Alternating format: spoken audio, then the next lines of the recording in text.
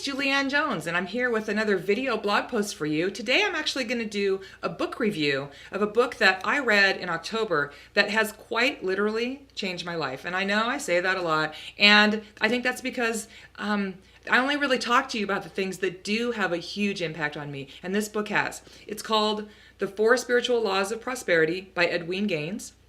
And I've read it several times. I think I'm halfway through it for the third or fourth time. And this book is really, truly incredible. Edwene is easy to read. She's very kind of a funny author. She makes you think and laugh while you're thinking. But she lays out the four spiritual laws of prosperity. And I'm going to look here.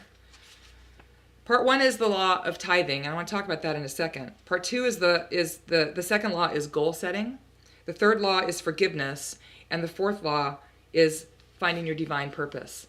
Now, I thought I had this figured out, I'll just tell you. Although I wasn't tithing, I was giving, now and then when I felt compelled. I was donating here locally, and I felt like I was doing a pretty good job. Well, she actually called me out, and Edwene talks about tithing. That's 10% of every penny that you take in. And she says it doesn't matter if you find a quarter on the street, to the money that you earn, you give 10% back to whoever or whatever moves you spiritually. And she really calls you out to take that challenge. And I did in October. Now, let me tell you the funny thing about that. Everything was just going so amazingly well with my business up until about October. And I went to this event where Lisa Sasevich, who facilitated the event, gave us this book as a gift, all 400 of us who attended. And we were instructed to read it before the event. And I did that because I always do what I'm told. And she called us out and said, if you're not tithing, that really what you're saying is, I don't trust that I'm going to be taken care of and that God's going to provide for me. And, really, truly everything belongs to him anyway. So why not give back 10% as an act of faith? And she tells a story about when she started doing that, and she was a very broke single mom and didn't have the money. And, so anyway, everything was going great in my business. And then all of a sudden, I go to this event in October and I start to really look at where I am and what I'm doing, and my business kind of took a bit of a nosedive. In November and December, I really were the two probably worst revenue months I've had since I started the business 5 years ago. And it was really challenging for me.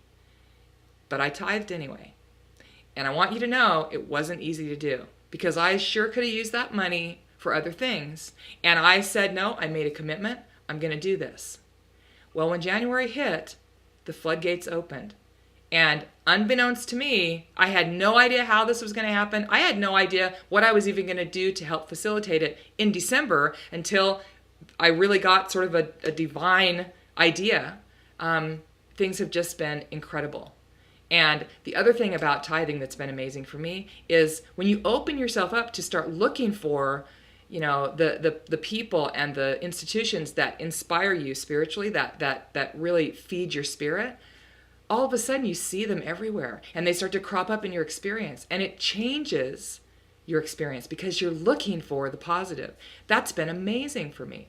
So anyway, I really want to encourage you to get this book. It's not an inexpensive book. The hardback was $19.95.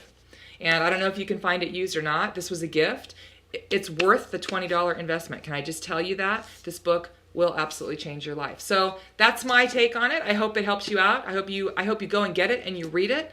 And thanks so much for joining me. Have a great day, and we'll talk soon.